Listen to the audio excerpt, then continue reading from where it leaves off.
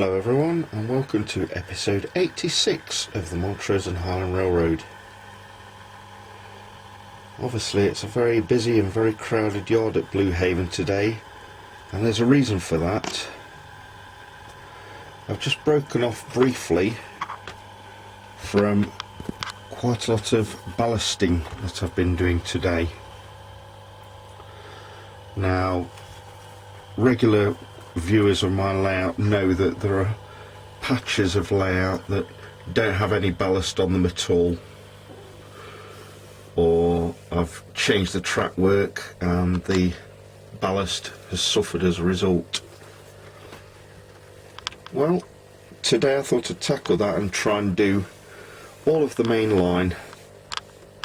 I probably won't get it done because, as I say, I don't like doing ballasting, but I'm going to have a good go. So already Blue Haven Yard's finished. The main lines at Cherry Valley are finished. And even the track work inside Hamilton Tunnel is finished. Here's a rare opportunity for you to see this corner of the layout. It's only got Hamilton Tunnel sitting over the top of it. So how do I do my ballasting? Well, let's take a look. And now for something completely different.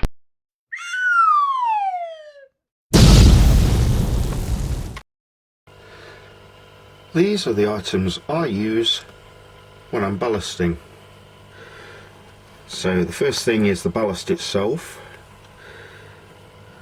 This is actually a bag of chinchilla dust, something which chinchilla owners use to clean out their animals, and it's just the right consistency for end scale.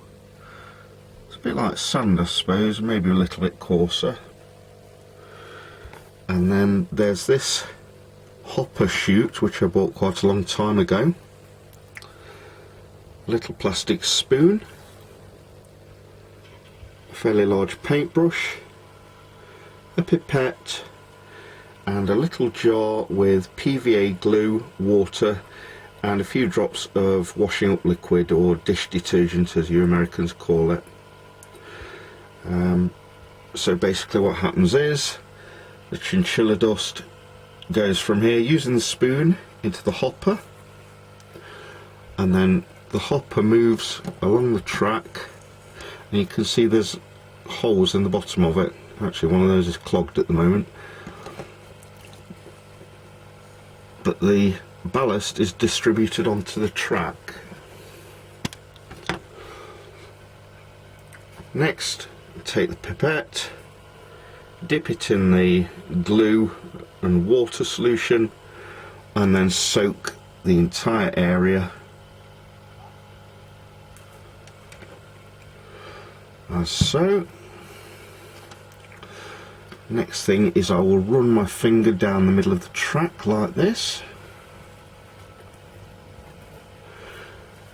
and make sure that the ballast is fairly even, or to my liking, either side of the track. And then I would just use a box car and run that over the track as well to make sure that the wheels don't catch on any errant little grains of ballast. And that's it. Then I'll leave it to dry for 2 or 3 days, come back and hoover up any loose ballast, give the track a clean and run the trains. Everybody has a different method of doing ballasting. I know my friend Lackey has a different way of doing it, but this seems to work for me, and I really don't like doing ballasting, so I put it off for as long as possible. When I do it, this is how I do it.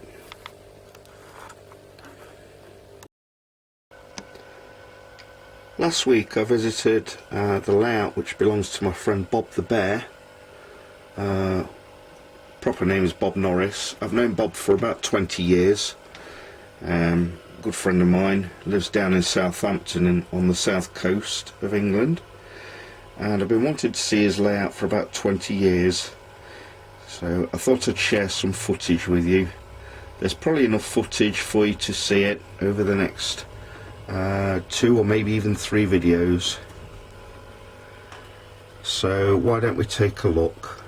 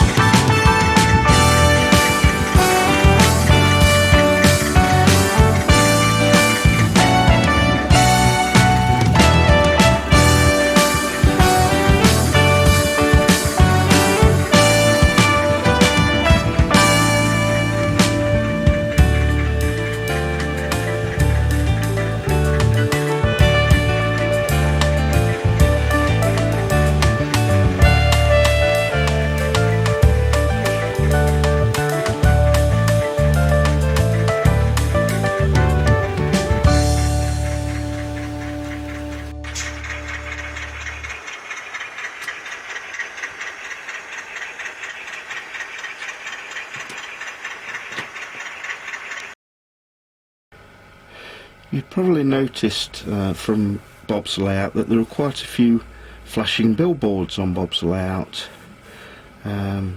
These are mainly made by a company called Miller Engineering, and I've always wanted something similar. Unfortunately, I don't really have places for these to be placed on my layout now. However, I have got one flashing billboard myself. I did this one by using a spare flasher unit which I had from my railroad crossing signals, and as you can see, this flashes on and off. All this is a hole which I've cut in the side of the building, and I've put an LED behind it, and the flasher unit makes the billboard look as though it's flashing on and off. I'm hoping this will show up properly on video. It looks great to me as I'm filming it, but it doesn't always show up very well on YouTube videos, so I hope you can see what I'm trying to show you here.